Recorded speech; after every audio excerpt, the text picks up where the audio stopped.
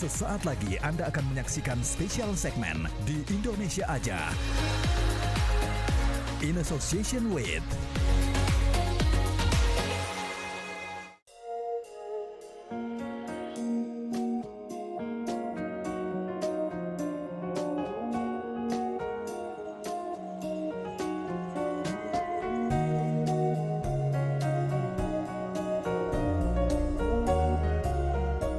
Pernah mengandalkan pendapatan hanya dari kegiatan penggalian pasir, kini sektor pariwisata justru menjadi fokus utama warga desa wisata hijau Bilebante, Lombok Tengah, Nusa Tenggara Barat.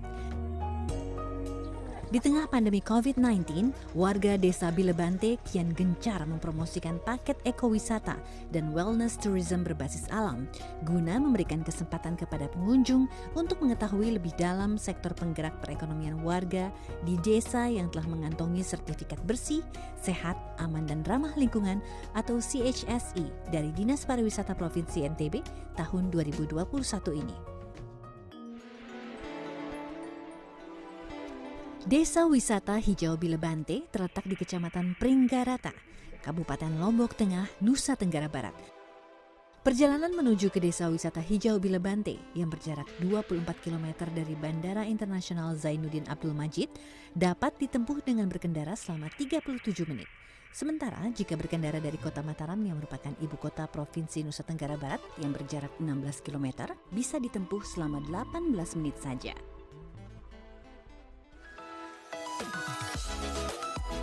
Bersepeda menjadi pilihan saya untuk berpindah dari satu destinasi ke destinasi lain yang ditawarkan di desa yang telah dinobatkan sebagai desa wisata berkelanjutan oleh Kementerian Pariwisata dan Ekonomi Kreatif ini. Keberadaan Pura Lingsar Kelot yang dibangun pada tahun 1711 silam, serta rumah-rumah bernuansa adat Bali ini melengkapi ragam destinasi yang ditawarkan di sini. Saat ini saya berada di Pura Lingsar Kelot, pura tertua di Lombok Tengah, Nusa Tenggara Barat. Pura ini berada di desa wisata Bilebante yang dulunya merupakan lokasi penambangan pasir yang kini telah berubah menjadi desa wisata dengan ragam kegiatan menarik dan masyarakatnya memiliki ragam kegiatan ekonomi yang inovatif untuk bertahan selama pandemi.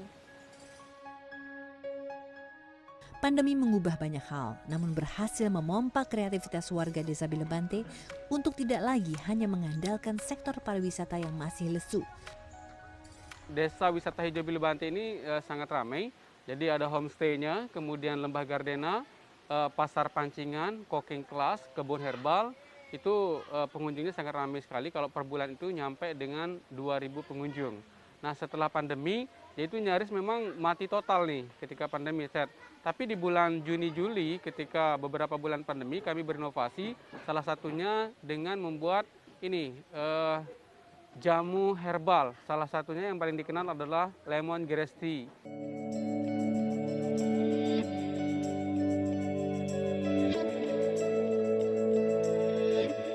Kunjungan ke kebun herbal dengan lebih dari 200 koleksi tanaman obat menjadi kegiatan edukasi yang saya ikuti untuk menambah wawasan mengenai beragam pilihan obat alami yang berkhasiat menyembuhkan berbagai penyakit.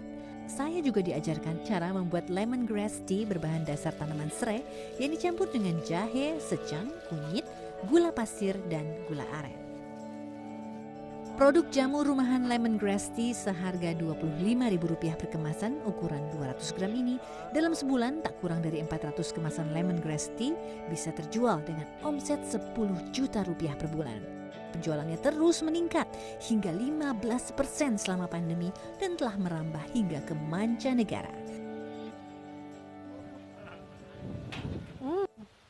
Seger banget. Ini rasa serainya sangat berasa dan hebatnya penjualan produk ini bisa merambah hingga ke luar negeri hingga ke Jerman. Nah, dengan membeli produk ini kita sama dengan membantu perekonomian masyarakat di desa ini. Warga juga memproduksi camilan tortilla atau keripik dari bahan singkong, kolang-kaling hingga jagung. Pembuatannya juga bisa memakan waktu seharian mulai dari merebus, menggiling hingga menjemur dan menggoreng. Dari penjualan tortilla seharga Rp25.000 per stoples, bisa diperoleh hasil 24 juta rupiah per bulannya. Ya, penjualan tortilla pun tak hanya di sekitar Lombok, namun telah merambah luar daerah Lombok secara langsung maupun daring. Penjualan secara daring membantu memperluas jangkauan pemasaran. Inovasi pengemasan yang lebih ekonomis membuat penjualan tortilla meningkat hingga mencapai 3,6 juta rupiah per bulan. Ayo beli kreatif lokal. Selain bangga buatan Indonesia, Anda juga berkontribusi membantu ekonomi masyarakat. Di tengah pandemik itu saya coba berinovasi berkali-kali, akhirnya menemukan komposisi yang pas, jadi membuat lemongrass tea instan. Yang kedua adalah keripik kolang-kaling ya, karena banyaknya sumber bahan baku, terus murahnya singkong.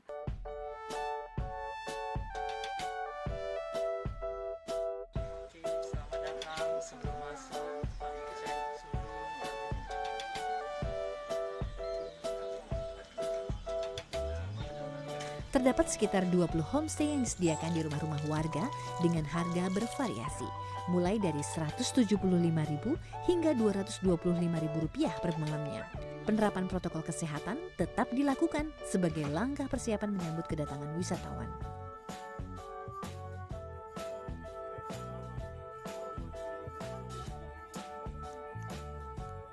Persiapan untuk menerima kunjungan wisatawan terus dilakukan kelompok kesenian di Desa Bilebante.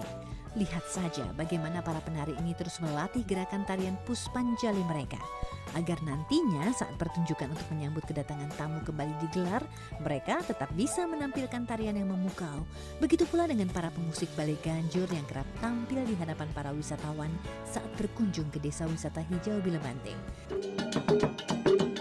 Saya beruntung bisa menyaksikan kegiatan mereka ini. Terasa seperti pertunjukan sesungguhnya.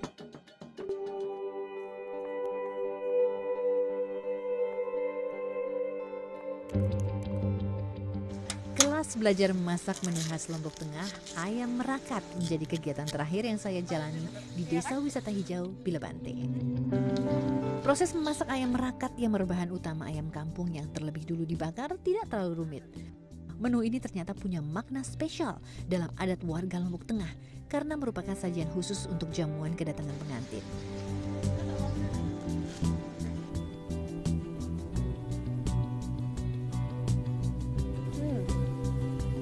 Menikmati pemandangan sambil makan ayam merakat khas Lombok Tengah ini memang tidak ada duanya. Di mana lagi sih kita bisa duduk-duduk di tepi sawah seperti ini sambil makan kuliner yang lezat kalau nggak di Indonesia aja. Desa wisata ini siap menyambut Anda saat waktunya sudah tepat.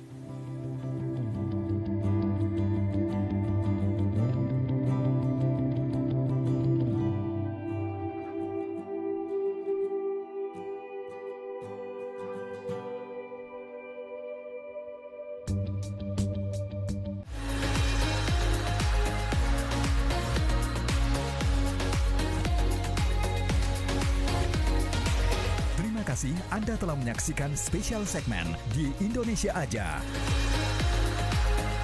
In association with